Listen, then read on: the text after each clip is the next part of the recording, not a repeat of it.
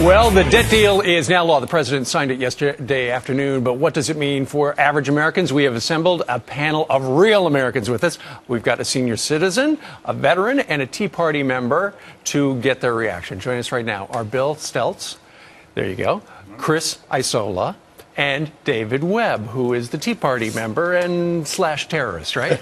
And Hobbit. And Hobbit. Oh, thank you very much. Thanks for reminding me. Bill, let's start with you. I know one of the things that was most terrifying to so many people who are retired, such as you are, was when the president said, I don't know if the Social Security checks are going to go out. Well, the good news is the checks are going to go out, but nonetheless, he scared the living daylights out of you, didn't he? Steve, I live in a senior community among hundreds of seniors. Many are frail and timid and very vulnerable. And when the president said that, they were very much intimidated and very sick over it. They don't know if they're going to get their medication or groceries or be able to pay their rent.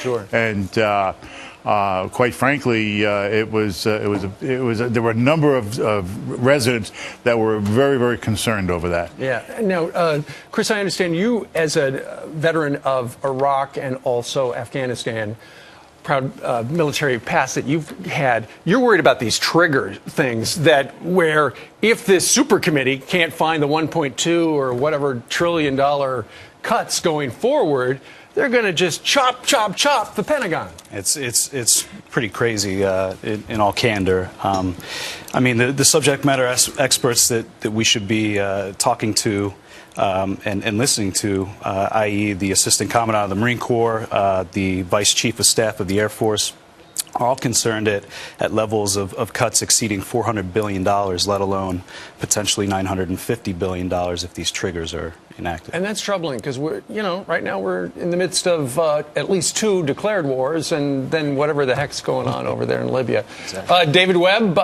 you've been a proud member of the Tea Party. One of the founders. Indeed.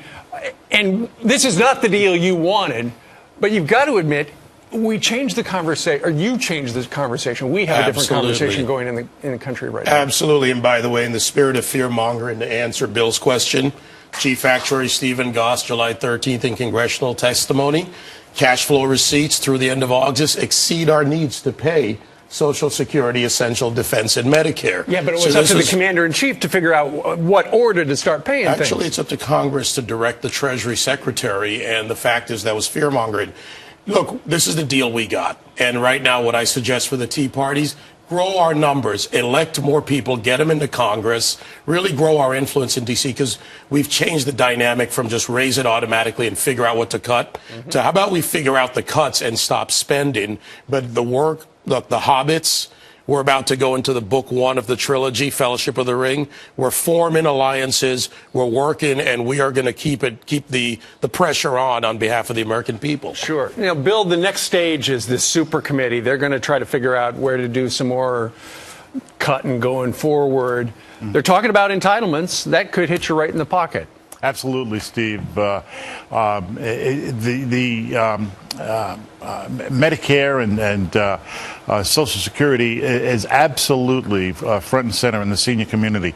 When you think about the super committee making decisions that are going to affect us, we're highly concerned about the integrity with which those decisions will be made. Will they really understand the needs of the senior community?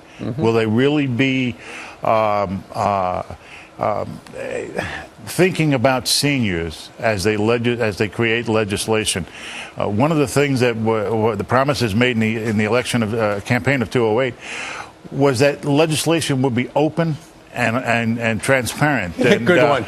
And whatever that we happened can to be that? part of that, and quite frankly, what concerns me most of all through this whole process is everything has been behind closed doors. We have no idea what's going on. Right. And in fact, the president signed the bill yesterday privately.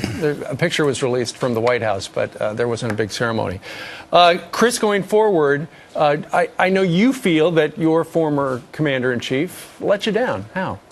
Well, I think that we unfortunately started the ball rolling of accumulating these deficits for I think, several administrations previously. So, unfortunately, we're left with a serious problem on our hands that has been exacerbated by the current administration, I think, by threefold. So, Sure.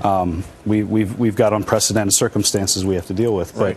And David, you know, as we look, finally, it's in our rearview mirror until, you know, phase 2 with this super committee and whatever they're going to come up Well, with. maybe the side mirror. I don't know if we're in the rear view yet. Yeah, maybe. But for people looking in, you know, they saw what happened in Washington, and you had the Tea Party really trying to get the country to change. And suddenly the dialogue has changed. No longer we're talking about how big we can grow government, but instead how far we can pare things back. Right, and look at the movement. We're asking government for less. We're asking for self-reliance, and Americans have individualism, an American thing. Where we grow, we take risk, we get the rewards.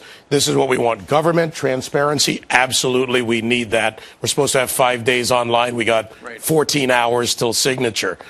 This is ridiculous. Government waits till the last minute, rams and by the way, we don't even know what's fully in the deal yet because it'll take a couple of days to see it. It always does. Yeah, All pass right. the bill so you can see what's in it. I know. Hey, thank you. This was a great, real American panel. Bill and Chris and David, we thank you very much. Always.